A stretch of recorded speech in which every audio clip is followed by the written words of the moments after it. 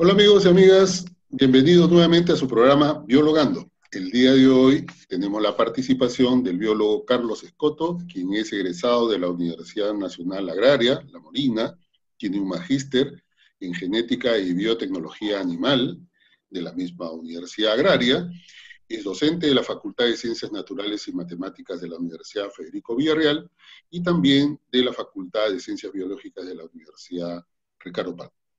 Es un divulgador de varios artículos, libros, notas científicas, en temas que tienen que ver con ingeniería genética, la edición de genes, epidemiología, entre otros, ¿no? Y un cultor de la ciencia ficción especulativa dura, que es algo de lo que vamos a conversar hoy día, ¿no? Y tiene varios libros que ha escrito, ¿no? De los cuales también vamos a conversar un poco sobre eso, ¿no? Entre ellos Amor, Horror y otros placeres narrativos, ¿no? Tiene El híbrido y mitocondria, Las dos caras de la Tierra, entre otros, y ha sido paz decano regional del Consejo Regional del Callao del Colegio Biólogo del Perú. Bienvenido, Carlos, al programa Biologando.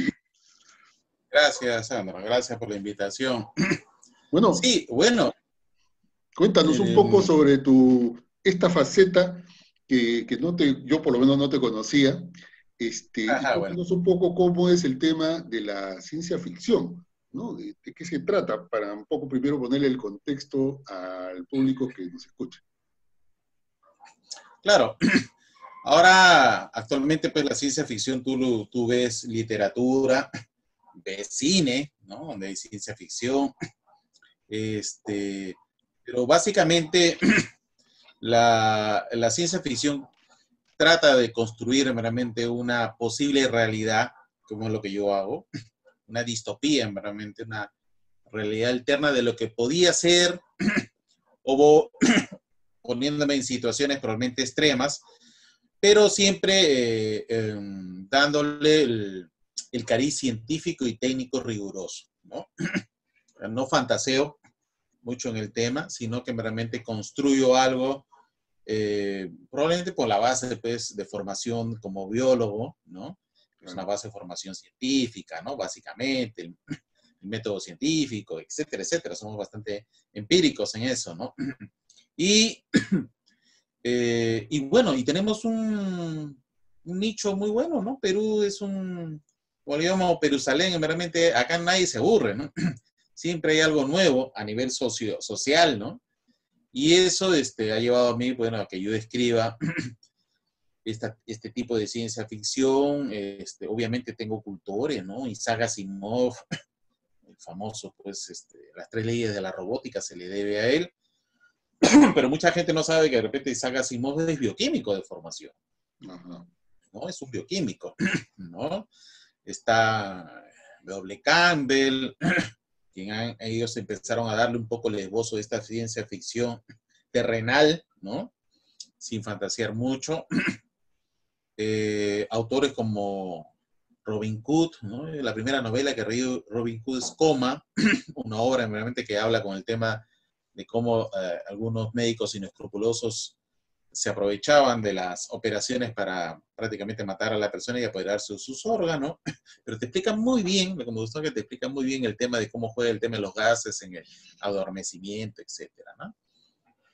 Otro que yo he leído bastante, y es un autor favorito, ya Michael Crichton, ¿no? Si ustedes han visto una película, creo que para todos les viene en la mente, en el año 93, Parque Jurásico, ¿no? El de la resucitación, entre comillas, que realmente es una recreación a partir de ADN fósil, ¿no? El ADN, que el mosquito que le chupó la sangre al dinosaurio y luego se cayó en ámbar y el ámbar lo protegió y extrajo el ADN.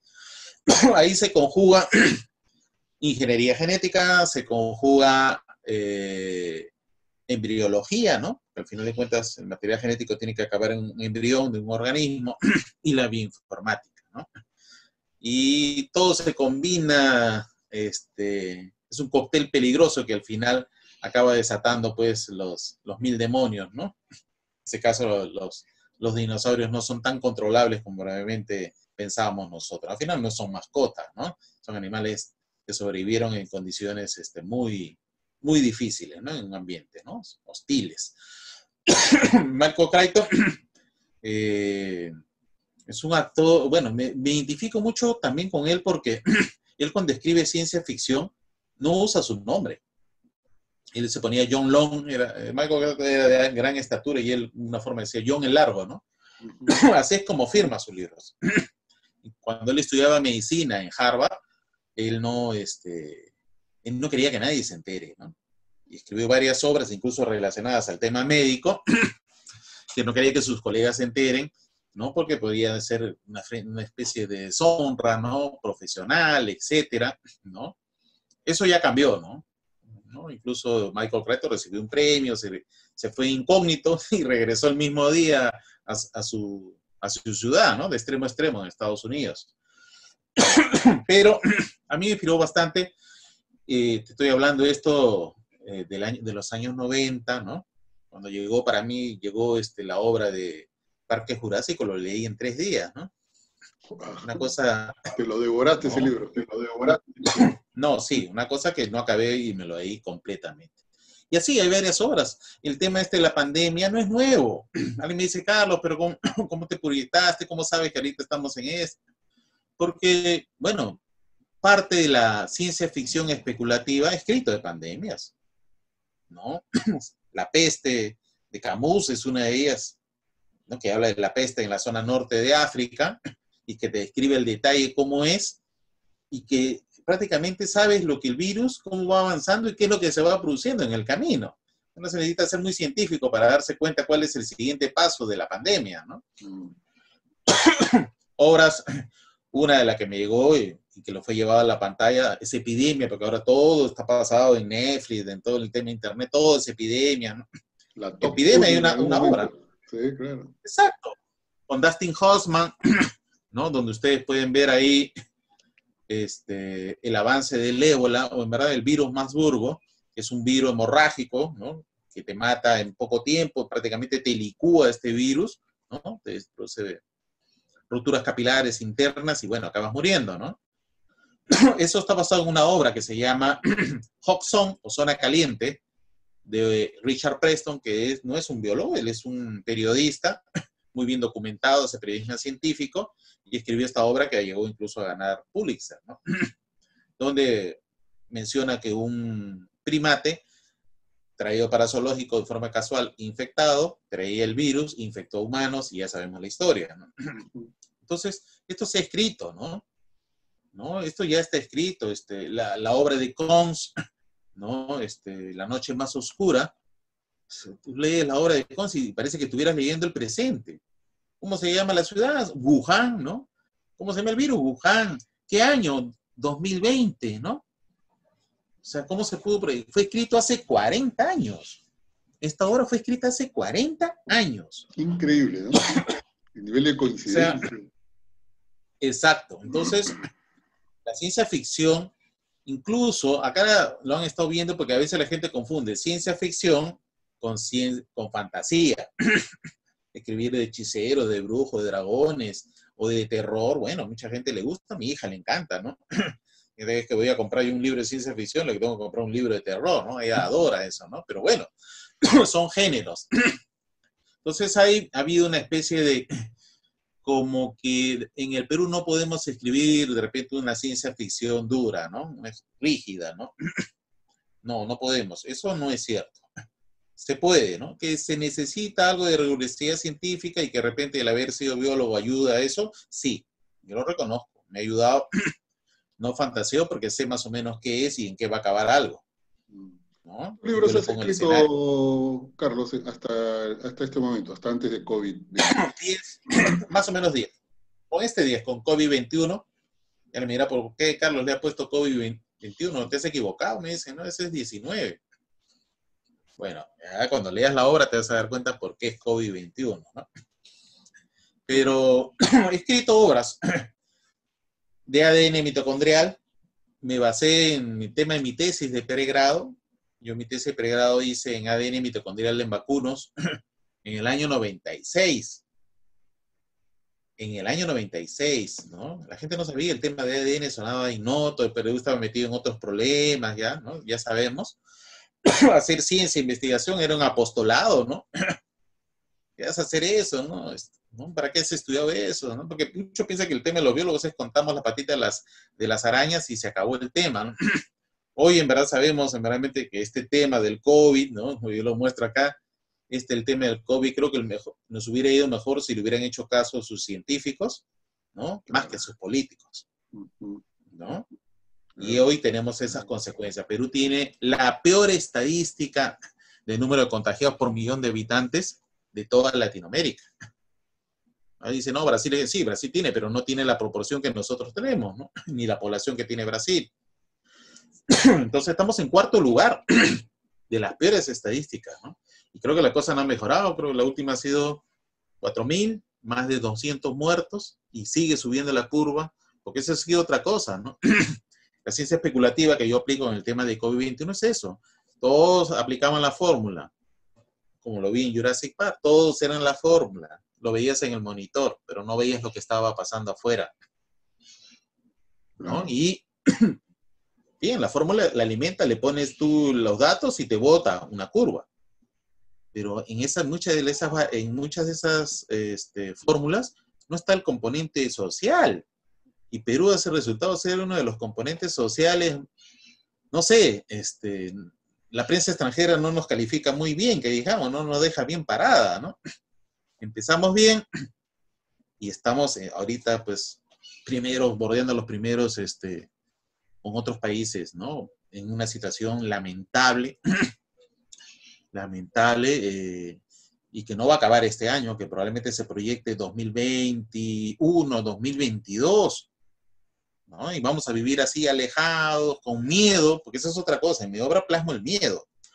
Mis obras siempre se han basado en un tema de un investigador, un científico, y generalmente el científico es una persona aislada, es una persona casi solitaria. En verdad busca su soledad para poder pensar mejor y poder diseñar un experimento, un trabajo, ¿no? De laboratorio. Entonces, eso nos ha hecho, ha hecho que mis personajes ensimismados puedan ver el mundo mucho mejor que lo que ve el resto de la gente. Ahora, muchas veces la ciencia ficción, y no digo muchas veces, la mayoría de las veces, tiene, digamos, un componente de información científica bastante cercana, ¿no? Y entiendo que a partir de eso también los escritores proyectan, ¿no? Miran un futuro posible, ¿no? Y claro, por eso tenemos gente que escribió hace muchos años ciertas cosas que ahora nos parecen que es una cosa, oye, pero ¿cómo sabía? ¿No? Lo que pasa es que el tipo se proyectó en función a una realidad concreta, ¿no? Interesante, realmente. Sí, sí, por eso es especular, ¿no? Pero no es especular viendo una bolita mágica, es especular usando la información. Y este científico tiene eso, ¿no? Él se ve atrapado en el tema de la cuarentena, con miedo, porque es verdad, o sea, lo que ahorita sentimos es miedo. Te subes un micro, sientes miedo. Te vas a un restaurante, vas a sentir miedo. Viene el delivery, vas a sentir miedo, ¿no? Toda la duda, ¿no? Y él tiene que proteger a una persona, en este caso de su señora madre, que es susceptible al tema del virus, y él vive angustiado, ¿no? Y vive atrapado porque la cuarentena no lo deja salir. Pasa, pues, como pasamos ahora todos los peruanos, ¿no? Paso de la pantalla de mi celular a la pantalla del monitor de la computadora, a la pantalla de la televisión. Y de ahí, la misma rutina. Comer, dormir, levantarse, entrar a internet, la televisión o contestar mensajes de celular. Todos los días, las 24 horas del día me da lo mismo. A mí me da lo mismo. Si es la 1 de la mañana, si es las 7 de la mañana, es lo mismo para mí. Como le decía a un colega, todos los días son domingo. Para mí todo esto es un domingo. Me siento a veces como hospitalizado, ¿no? Me acuerdo cuando me hospitalizaron, me siento, todos los días era lo mismo, ¿no? La enfermera también, la charola, ¿no? Ir al baño, regresar, ver televisión, dormir y otra vez volver a repetir la misma rutina al día siguiente. Ya tenemos, en verdad, vamos para 3 meses haciendo la misma rutina, ¿no? Entonces, sí, pues, eso hace que mi personaje, como formación científica, él comienza a recabar toda la información de internet, de sus colegas, amigos, los que ve a través de las pantallas, y reunir toda la información, porque hay mucha información también que no tiene sustento y que la va descartando, la va eliminando y se queda con lo sustancial, porque como este es un virus nuevo, ¿no? No se sabe. El COVID empezó siendo llamada, es una simple gripe, ¿no? Ese era el término, ¿no? El COVID es una simple gripe. Después la comenzaron a llamar neumonía, ¿no? Ya teníamos el virus acá. Y después, ahora nos hemos dado cuenta que afecta el corazón, afecta el hígado, la vejiga, se la encontraste en los testes, ¿no? Está en las lágrimas, está en la saliva. No sabemos si se atraviesa el tema y entra a la sangre. Pucha, sería terrible porque estamos hablando de un virus como el SIDA, ¿no? Que viaja en el torrente sanguíneo, que puede contagiar de madre a feto o a hijo, ¿no? Y que encima es aéreo, o sea, no sabemos, ¿no? Y que el virus todavía me dicen que todavía está mutando, ¿no? Que están aprendiendo nuevas versiones, y no sabemos que si nosotros somos los únicos contagiados, podría contagiarse otros animales y viceversa. Es un... Ya hay reportes que lo han ubicado en el bisón, por ejemplo, ¿no? En Francia, entiendo, y donde han empezado a intervenir y analizar, ¿no? Porque allá tienen, pues, crían el bisón para efectos de la industria, ¿no? Entonces hay toda una situación que van apareciendo, ¿no? Data nueva de cómo también va llegando a otras especies. Entonces la pregunta es, ¿y si se convierten en hospedadores y luego, o sea, la verdad no sabemos mucho. Vamos a ir, ¿no? Intercambiándonos entre nosotros, ¿no? Ya no es el murciélago de China o el pangolín, ¿no? Que es introducido en China, no, ya salta a otras especies, ¿no? Había un salto, es un salto evolutivo. Yo debo reconocerle algo a este virus, ¿no? Ha sido una maquinaria biológica bastante soberbia, ¿no? Y a los epidemiólogos, a los virólogos no estaban preparados para esto. Sí. Hay que reescribir los manuales, ¿no? Hay que volver a hacer todo de nuevo y replantear las cuestiones sanitarias a nivel mundial, ¿no? Porque esto, mira, gripe española, la más grande, 1918, y hemos tenido otras por ahí, pero las dos últimas grandes han sido en el 2002, que hemos tenido otro, la gente sabía que este es COVID, este es un COV2, el COV1 ya lo hemos tenido antes, 2002, en el 2009 se volvió a repetir prácticamente cada 10 años, o sea que yo supongo que de acá para el 2030 debemos tener otra pandemia. La pregunta es, ¿cómo nos va a agarrar esa pandemia? ¿Sin hospitales? ¿Sin mascarillas? ¿Sin vacunas? Si habían realmente ya avisos desde el año 2, desde este siglo XXI, inicios de pandemias, ¿por qué no desarrollaron una vacuna? ¿Qué pasó con todo ese dinero? Es una millonada de dinero que ha podido tener tiempo suficiente y no esperar ahora para desarrollar una vacuna. Entonces los gobiernos, realmente los gobiernos en los cuales yo pago impuestos y le damos nuestra seguridad de salud, han acabado siendo realmente bastante decepcionantes, ¿no? No, y entonces, además, bastante, yo diría, desordenada la manera de cómo también se está articulando el tratamiento a este virus, ¿no? Porque es como una OMS diciéndote, no esto, no lo otro, todo tiene que estar en la formalidad, los protocolos, pero de pronto aparece un tipo de medicamento que ya se usaba antes, otro por acá, todo el mundo comienza a probar, todo el mundo, o sea, y después, y cuando la casuística ya te comienza a decir, oye, pero está funcionando en Ecuador, está funcionando en Argentina, ¿eh? Por el caso de la ivermectina y otros más, entonces ya, de pronto, bueno, ok, ya, formaliza, pero es porque la realidad en la práctica te está empujando a una situación, pero te está demostrando que no tienes, o sea, capacidad para rápidamente responder a esta situación. O sea, eso es lo que te está diciendo. Aparte que tu sistema está bien debilitado, tu capacidad de respuesta es demasiado lenta para la velocidad con la que este virus se contagia, ¿no? Sí, claro. Vamos para 3 meses, ¿no? Ya con el tema de la cuarentena.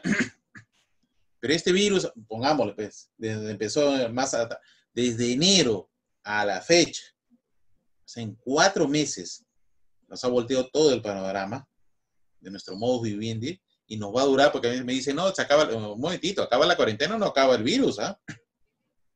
Empieza todavía. Y lo que va a pasar es que la gente va a empezar a no usar mascarillas, como yo veo ahora, no va a usar mascarillas, se va a empezar a hacer su vida como era antes, no va a haber distanciamiento, etcétera, etcétera. Lo único que estás haciendo es creando una ola más grande de contagiados que van a dar un segundo brote y probablemente el segundo brote pues acabe contaminando el resto, ¿no? Porque ya no empezamos de uno o poquitos contagiados, sino empezamos de miles. Y creo que eso está en los manuales, está en los libros, ¿no? El tema de pandémico viral y sobre todo de esos virus aéreos, ¿no? Ya se sabe lo que puede pasar.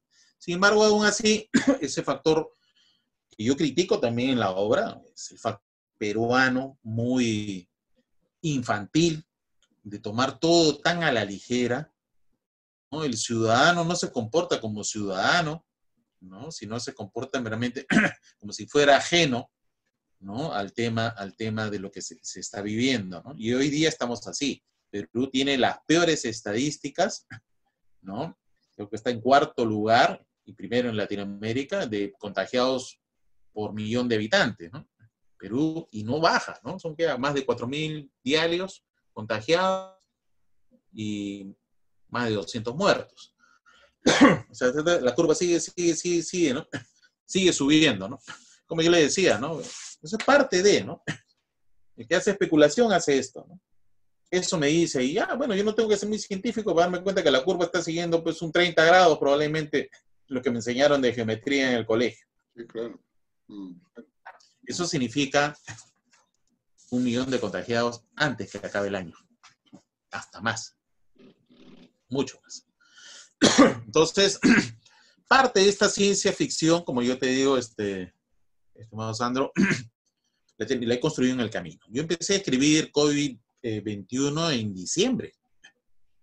En diciembre, cuando ya en China, ya noviembre, claro. Ya estábamos conversando de esto. Y ya en diciembre yo avisorábamos algo, y en enero, yo ya, al menos se nos despertaron las alarmas. Yo le pasé la voz a la gente, primero a mis cercanos, a mis vecinos. Les mandé incluso, compren estas mascarillas. Estaban 4 soles. La caja 70, tenían 20. Ahora cada una vale 70 soles y sigue subiendo más. Hoy me he enterado que medicamentos, la citromicina, que 15 soles, ¿no? Cuando te costaban pues pastillas que te daban 20 céntimos, ahora una millonada, ¿no? Se advirtió, se les dijo. Pero bueno, yo supongo que así que igual que Michael Crichton, que tenía temor, ¿no? De que ser escritor de ciencia ficción podía ser una especie de deshonra profesional. Bueno, yo también fui sacudido, he recibido de todo, ¿no? Memes, exagerado, ¿no? Nostradamus, cosas que me ponían adjetivos incluso, Sí, ¿no? claro. Bien. Y algunos, no te cuento los peores porque esto va a estar grabado, ¿no? Pero había unas cosas terribles hacia mi persona. Y bueno, ya cuando ha salido el tema del libro y hemos hecho un poco el tema de la presentación, guardo mucho una anécdota. Una amiga me llamó hace unos días y me dijo, Carlos, cuando tú hablaste de esto en enero y mandabas el tema de COVID, porque ella es de la selva, ¿no? Yo no te hice caso. Es más, me molestaba.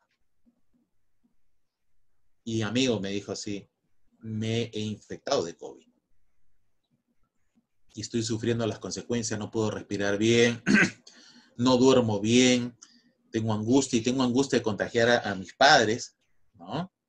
A la gente más anciana de su hogar. Entonces, muy real, ¿no? O sea, muy real, muy, muy chocante, porque yo creo que cada persona en el tema del COVID no lo va a sentir hasta que se enferme algún familiar o él mismo. Tengo alumnos que se han contagiado de COVID. Tengo alumnos que están contagiados de COVID, amigos, como tú bien dices, más cercanos, ¿no? Antes era el extraño, luego son los amigos, luego son los familiares, y por último es tu entorno, ¿no? Así es. Tu madre, tu padre, tus hijos. Y ahí recién piensas, ¿no? Porque, o sea, además, yo creo que hay un tema, digamos, en el fondo que escapa también a lo que un gobierno puede hacer, no sin tratar de ocultar que hay limitaciones y probablemente errores y aciertos. Pero tiene que ver mucho también con las condiciones en que la mayoría de la gente de nuestro país, por ejemplo, vive. Tú a la gente le puedes decir, oye, bueno, quédate un mes en tu casa, y la gente probablemente lo hace con mucho esfuerzo. Pero cuando ya tú vas a un segundo mes y la gente no tiene plata, no tiene cómo comer, entonces lo vas a encontrar en la calle tratando de vender cualquier cosa, tratando de... O sea, eso que debió pensarse probablemente con otra estrategia diferente, probablemente ahí sí la estrategia, no la estrategia que usaron la más burocrática, a través de los bancos, eso no funcionó. Bueno, eso en el balance te tendrá que analizar. Y creo que por eso también es que mucha gente finalmente termina infectándose por la necesidad, ¿no? Entonces, ¿cómo resuelves en futuro lo que tú dices? Esto no se va a ir de la noche a la mañana, va a seguir aquí. Bueno, ¿cuáles son las estrategias? Entonces es bueno que alguien como tú a través de un libro nos pueda hacer reflexionar, ¿no?